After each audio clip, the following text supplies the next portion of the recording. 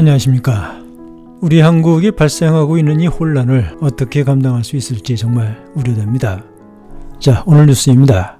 파운드리 사업에 재진출하며 인텔에 제2전생기를 열겠다고 공언하면서 근 4년간 최고 경영자, 즉 CEO로 뛰었던 팻 겔싱어가 12월 1일부로 전격 사임했습니다. 사임이라고 하지만 실질적으로는 해임된 것으로 로이터는 보도했습니다. 로이터 통신은 소식통을 인용해서 진척이 없는 성과에 좌절한 이사회가 해임이냐 사임이냐 선택하라는 최후 통첩을 했고 그는 사임을 선택했다고 전했습니다. 사실상 신뢰를 잃고 이사회로부터 강제 해고 통지를 받았다는 것입니다. 인텔 반도체의 전설이란 명성이 실패자로 바뀌며 낙인 찍히는 순간이었습니다. 그가 CEO로 재직했던 3년 반 동안 인텔은 천문학적인 투자금과 보조금을 받아냈지만 인공지능 즉 AI 붐에서 개발이 뒤처졌고 무리한 투자와 오만한 자신감으로 오히려 회사의 실적이 크게 하락했습니다. 뉴욕타임즈는 인텔의 갑작스러운 변화는 56년 된 이 회사가 몰락하는 또 다른 신호라고 평가합니다. 겔싱어 전 CEO는 1979년 18세 엔지니어로 인텔에 입사해 최고 기술 책임자 즉 CTO까지 오른 뒤 전설적인 명성을 남기고 2009년 회사를 떠났습니다. 이후 2021년 2월 인텔은 인텔의 위기를 구할 수 있는 것은 오직 겔싱어가 인텔로 복귀하는 것 외에 없다고 발표합니다.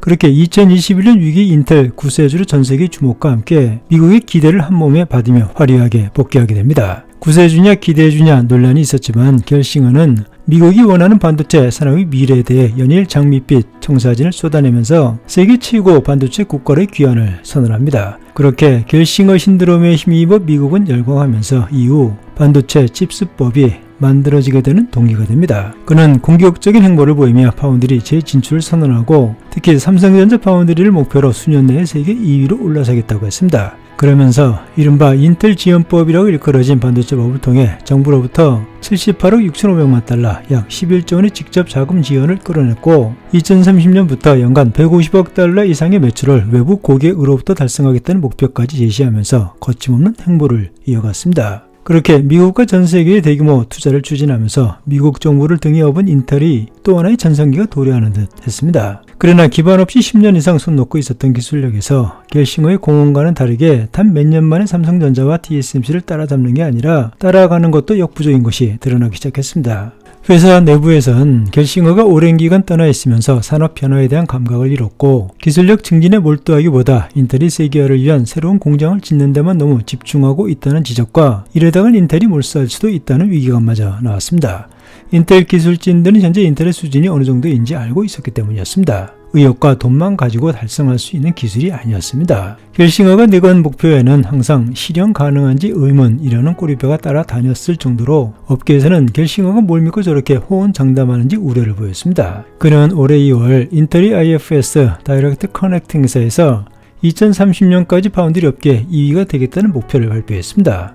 발표 내내 현 시장 2위인 삼성전자는 안중에도 없다는 듯 언급하지 않았고 대만 TSMC만 겨냥하면서 1나노 때 최첨단 생산 공정으로 곧 따라잡을 것이라는 자신감을 피력했습니다. 업계에서는 이 부분에서 인텔이 몰락이 가속화됐다고 평가합니다. 무리하게 삼성을 잡을 생각을 하지 말고 엄청나게 모인 투자금을 바탕으로 내부적으로 기술력 증강에 전력 투구했으면 지금처럼 그렇게 허무하게 무너지지 않았을 것이란 얘기입니다. 돈은 돈대로 퍼붓고 탕진하면서 3년 내에 세월을 이룬 것 없이 그대로 허비했다는 얘기가 나올 수밖에 없었습니다. TSMC는 삼성전자조차 확정하지 않은 1나노대의 반도체 양산 계획은 2027년 실현시키겠다고 하면서 마이크로소프트를 이미 18A 공정 제품의 고객사로 확보했다고 홍보까지 했습니다.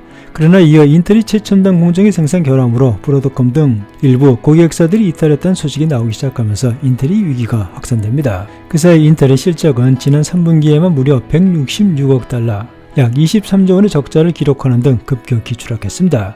기술력 개발과 보완이 시급한 내부 강화가 아니라 외형적인 확장에만 몰두하면서 일어난 참사였습니다. 인텔은 겔싱어의 명성을 앞세워 바이든 행정부의 반도체 간판 역할을 하면서 지난 3월 가장 많은 보조금 규모인 85억 달러의 현금 지원을 배당받았지만 이 금액은 11월 최종 계약에서 78억 6천만 달러로 줄어들었습니다. 업계에선 인텔이 정부에 약속한 반도체 생산 라인 투자를 제대로 해낼지 의문과 우려가 커진 결과라는 분석입니다. 인텔은 1970년대 후반부터 42년 동안 핵심인 CPU를 중심으로 반도체 산업을 지배해왔지만 그 기간은 인텔의 독주가 가능했던 시기입니다. 상대적으로 인텔이 기술에 필적할 만한 상대가 없었고 그나마 미국의 반도체 기술을 전수받은 일본은 이미 미국의 압력을 받고 있던 시기라 크게 위축되어 있었고 삼성전자가 도약하고는 있었지만 인텔 등 미국과의 반도체 기술력의 차이는 비교가 안 될 정도였습니다. 미국산 반도체 장비와 인텔의 CPU가 경쟁이 없는 독점 체제를 수십 년 동안 누릴 수 있었던 이유입니다. 그 전성기를 뒤로하고 이제는 PC 수요 둔화와 AI 등 시대 변화에 뒤처지고 주력인 CPU 부분에서도 경쟁사인 AMD의 추격을 허용하고 경쟁력을 잃으면서